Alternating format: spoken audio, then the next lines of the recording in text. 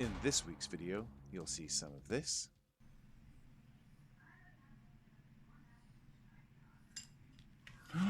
No. This is the worst! And a little of that.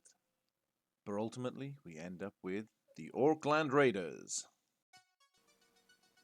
Well, here we are again, guys. As you can see, a new team, new video. This is going to be the second in the series of getting used to painting fast and effectively and not having to worry about being super good but still getting a decent result. The first two videos in this series are just taking you through a basic palette. The first video was the most basic palette. It was literally, I think, 3 colours, black, white and red, and then basing. And this one will have a few more colours, but it's essentially going to be the same principle of just straight out the pot, slapping it on, using some oils, and getting that nice, even tonal across the board, making them look good. We will try out some new techniques. We will try to make it look a little different and values and whatnot, but ultimately still keeping it simple. The video that follows this will be a video where we start introducing different tonal values and skins, maybe some dry brushing in videos after that. So we'll gradually increase the skill curve so that you grow as a painter yourselves. Now, I'm not the best painter, not by a long shot, but what you will see in yourself is that you get the chance to grow as a painter yourself. And no matter what you do, by just following roughly what you see here, you will improve. Because honestly, this is such it's just such a great way of making models look good, even when you don't think they should. I love oils. Oil washes are the best, and by the end of the series, you'll be painting with oils as well, which will be great. But again, that's further ahead. Let's just stick to what we're doing right now. So, in this video as well, you're going to notice that we're blocking down colours. So we've got the green for the skins and the yellows. The colours make no difference. You can pick your own, as I've said in the first video, and I say it again in this video. The colours are just what I've chosen. You can choose your own colours. Use whatever you've got available. Don't feel like you're stuck or tied to what I've got. If you want pink armoured orcs, you go knock yourself out with that. If you want to go for blue, you go for blue. Whatever you want, you do. It's up to you. What I would say is you'll see things that I do in this video. So like with this yellow, I paint the shoes yellow. Later on in the video, they become black. I just simply don't like it. I just didn't like them yellow. I wanted them black. I thought that the black gave it a more grounded, bassy feel, a weighted feel to them, and I went for the black. Don't feel that no matter what, whilst you're painting, you have to stay with what you've done. You can change it at any time, and that is the joy of painting. There is no right or wrong. And you can change your mind at any point. As I said in the last video, you'll always be fiddling, always be changing something or looking to do something else. So never feel like worried that you've done something wrong and now you're stuck with it. You can always go back, change it, and redo it.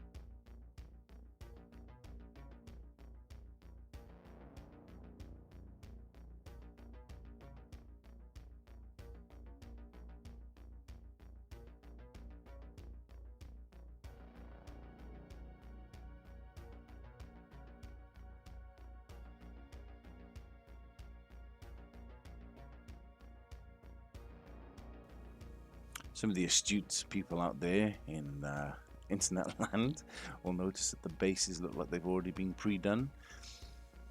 Why that is because this team I'd started painting when I first got the game, and I realized that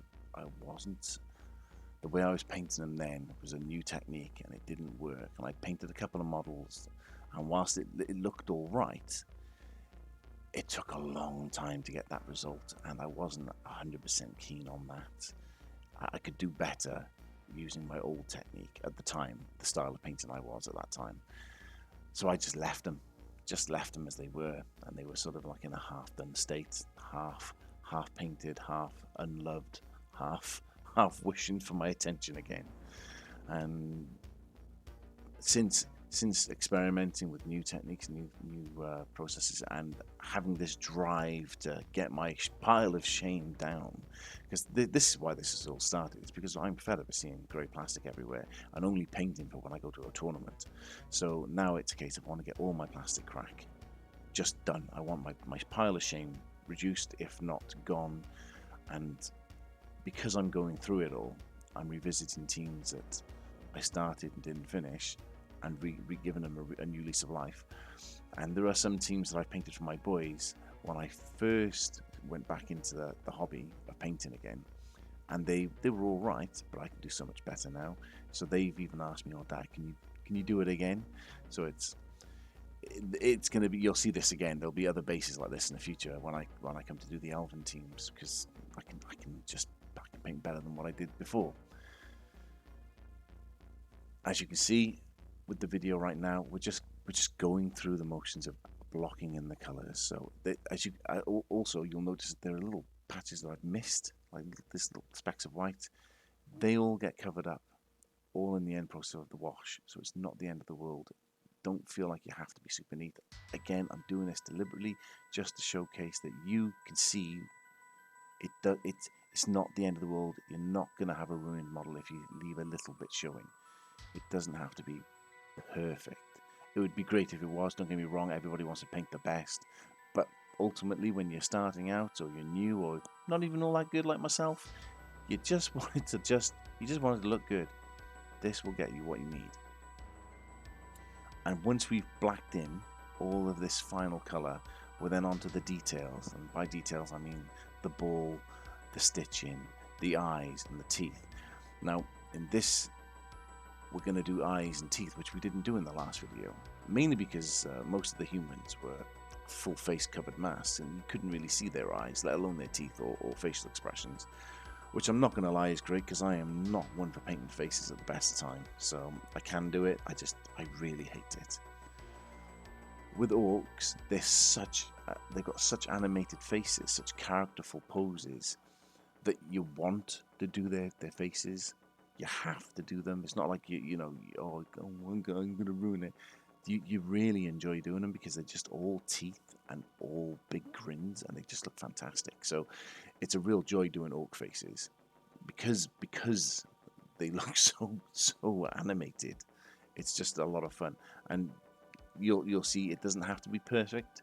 When we get to that stage of the painting, you'll do to your level of abilities, and it will look fine, honestly, as long as you just get the basics down. You don't have to be fancy with it. Just put the basics in. Little white on the teeth, little red for the eye. Done.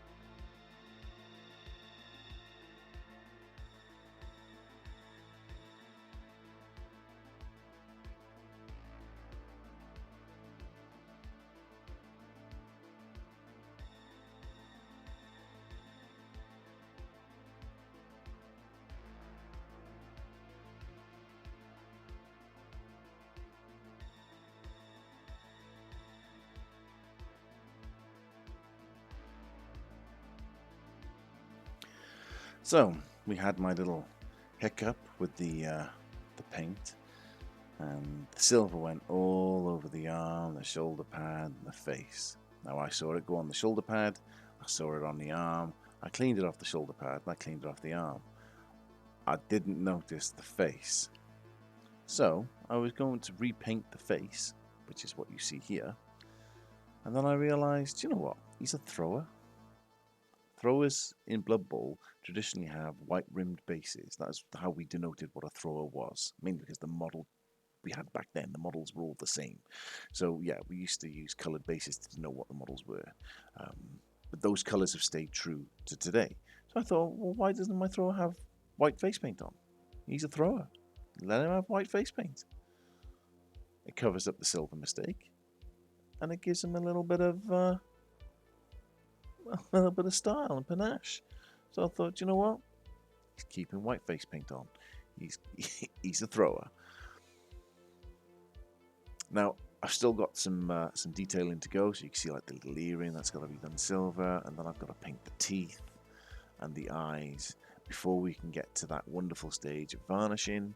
And we all know what my favourite varnish is. Colour Forge's matte. Oh my lord! I had to buy. I bought more. I do not want to ever run out of that. I bought more today. It genuinely is so good. And if any of you who paint models and have never used it, again, I can't stress this enough. I'm not sponsored by them, but seriously, it's that good. It's really that good, guys. So have a look at it, try it out, because yeah, it's all I use, except for when I'm doing bases. Bases are different. Bases depend on what you're actually doing. If I was doing a dry, arid beach or desert or a concrete floor, I might use the matte varnish. But for most things, you want to satin into a gloss, depending on water or wet levels and whatnot. So yeah, that's the only time where the varnish would be different. But anyway, I'll let you watch this. We'll get the teeth done. I've already put the white dots in for the eyes, ready to be red, and then we can go into the varnishing and onto the fun part, which is the bath.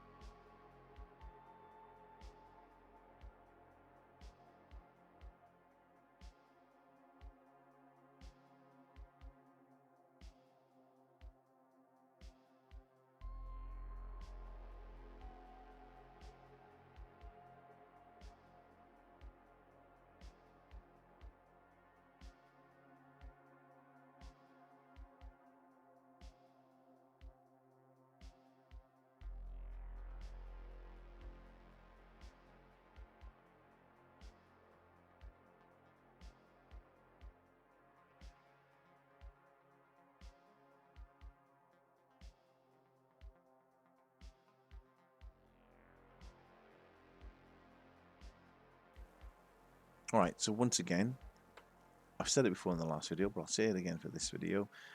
For the oil washes, we keep it simple. You can use a multiple range of oil paints and colours, but for the simplest of washes that we're going to use just to get you into using them as you're painting, it's get a dollop of black, add some white spirits, mix it up so it's like a water or a slightly gloopy water. Test it on a part of the model that you know, like under the arm or under the leg or something like that. And once you've got the consistency you like, which is the darkness you like, now remember, no matter how dark it goes, you can always pull it back. And I deliberately make this super dark in this video, so I can show you that you don't have to worry about going dark, because you can bring it back to light. But once you've got it to the level you want, it's honestly quick. Just slap it all over the model, let them dry.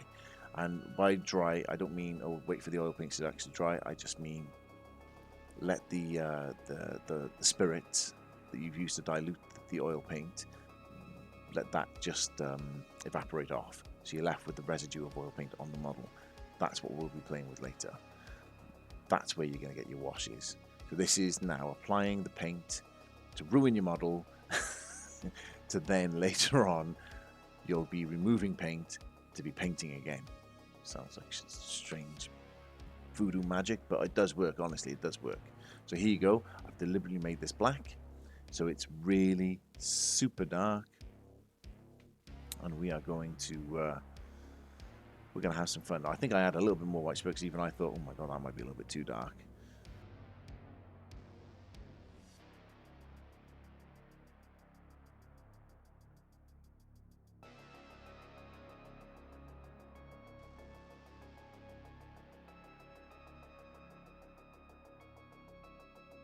So as you can see, I'm happy with that. I just start applying. Quick note, you should apply from top to bottom, not bottom to top, because obviously it runs down. So once you've tested in your spot, go to the top of the model and then do it. Otherwise you'll have a massive pooling like I get on this. But it's not the end of the world. It's just a little bit of pooling. That's why this tissue, you can just dab it off. Dibbity dabs, right? But as you can see, it's really quick and easy. Apply it all over the model. It becomes a dirty mess and you're thinking to yourself, you're a crazy, crazy man. Why did you make me varnish? Why did you make me put this on just to ruin it? You're a fool. I've wasted so much money on my models, the paints, and my time. Oh my god, I want my money back. You crazy, crazy man, Scarfang. Well, you're about to see in a moment why we do it this way.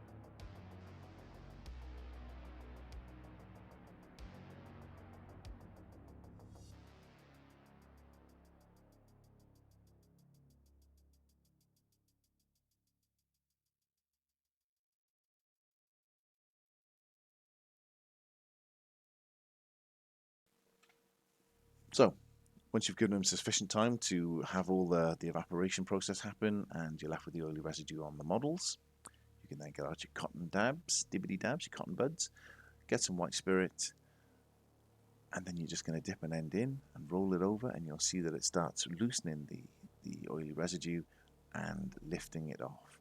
Once you've applied enough that makes you happy, you can then go to the other end of the cotton bud, and you can start then wiping it and cleaning it, wiping it and cleaning it, wiping it and cleaning it.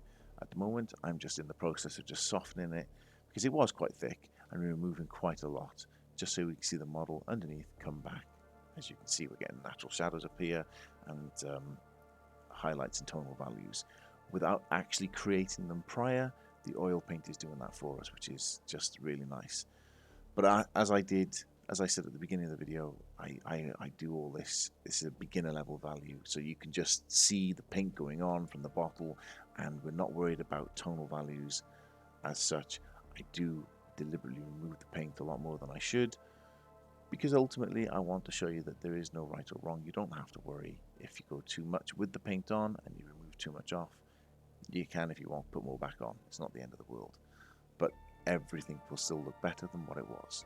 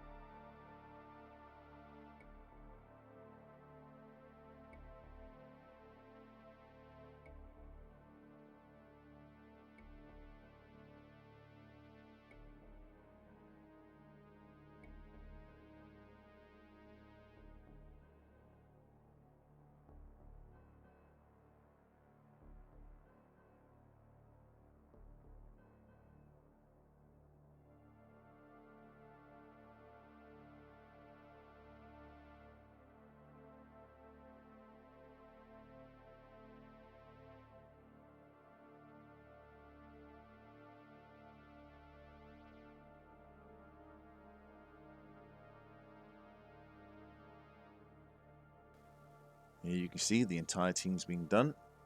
They're looking pretty gruesome. If I'm honest, I should have kept it like this. They look fantastic to me, like this. They really do. You can see that you've got the brightness of the yellow. The recesses are all dark. They look kind of cool in a non sort of dirtied up way. But I want to show that you can again do more. But they do look good like this. They do. I mean, that looks really good. They look like grimy and dirty. If you didn't add any weathering to them, they're perfect as they are. And like I said, honestly, I should have kept them like this because they do look really, really good like this. But we're weathering, and we're going to try out a new way of weathering as opposed to the way I did the Midnight Marauders. It still looks good at the end, just looks very, very dirty. But as I say, at this stage, I would honestly just base them as they are, leave it, done. They're really good. Like for what we want.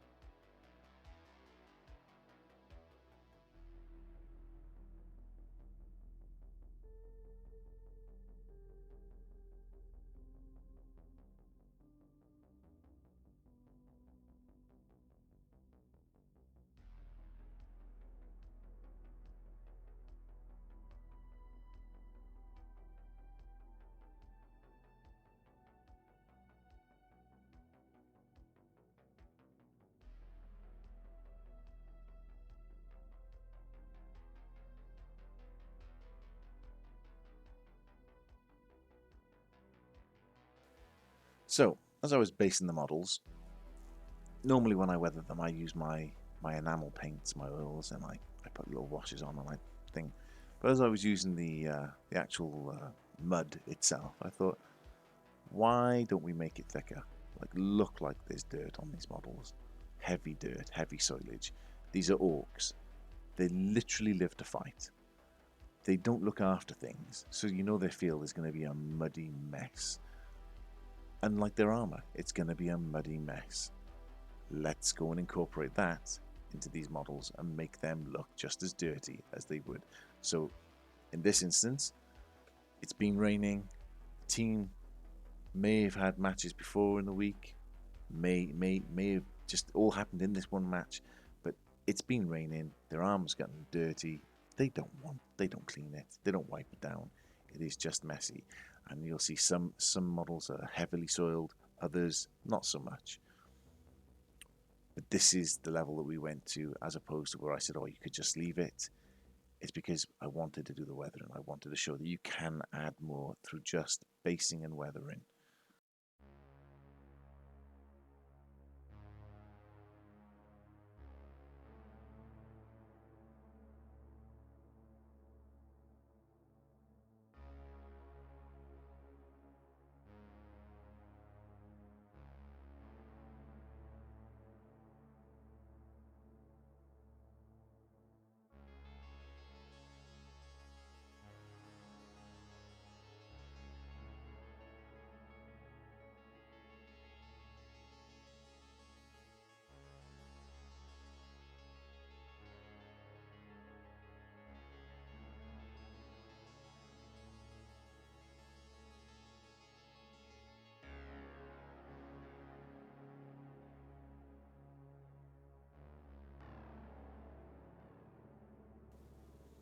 So after everything dried and you're gonna then varnish your base. You put a satin base on first of all to give the earth a sort of moist look, and then you put some hard coat on, or gloss varnish, to give the indication of puddles and really heavily wetted areas. Once they're dry, you're onto the tufts. Now, these are new tufts again. I usually only ever stick to Army Painter. Some of the tufts I'm using are actually Army Painter, but they're not all Army Painter. There's these other tufts. Yes, I forget the name of them. I think I did put them in the video. They're all right, but the adhesive's not that good, and you do need the super glue if I'm honest. So I started off by pressing them down, and for the most part it works. But there were other parts where I realised I do need super glue. So I would stress that probably for the best, a little dab of super glue or PVA if you don't want to use super glue, just on the underneath before sticking it onto the base, and you'll have no issues. Because I usually don't use any glue for my tufts, but I thought these new ones I bought, those small thin ones, they were a nightmare if I'm totally honest. They wouldn't stick and stay on, and yeah, they were just horrendous. But they came in a variety of shapes, and you get a lot of them. They look kind of cool, to be honest. Just, yeah, you have to stick them down with some super glue. Once you've got all your tufts in place and so on, you can start adding your other details like the white line through the base to give it that more of an authentic football field look. Whilst it's still going to be mainly a muddy pitch, the tufts of grass that are in play you can utilise to your own advantage to give you that element of it's a field of play, the gridiron, and that's what we do.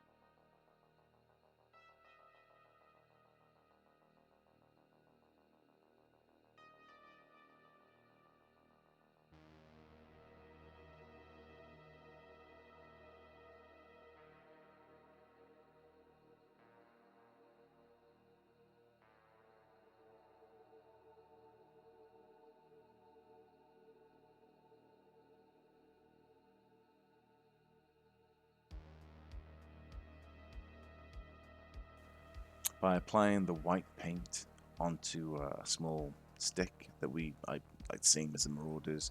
You could use the cotton buds to strip all the ends off and just paint that stick white and then dab it onto the soil, onto the grass. Once you've done that, you can then go into your muddy enamel paint or your brown oils that you've made a wash of, like this from AK, or you can make your own through your own oil paint and make a little wash, and you can use that to then give the appearance of running or watered down muddy water on the armor, on the field, on some of the blades of grass, across the white line, etc., etc., on the ball, just to give that element that it's been sat in a puddle on the field before it got scooped up by a willing hand. And just add a little bit more weathering to the models. You don't, to be honest, you don't need to add too much of this to the models because you've already done such heavy weathering with the other mud. I'm not sure which one I like more of. I think, to be honest, for the Orcs and the way this field went, the heavy weathering was really good. But it's horses for courses. It's do what you feel you like and what you want.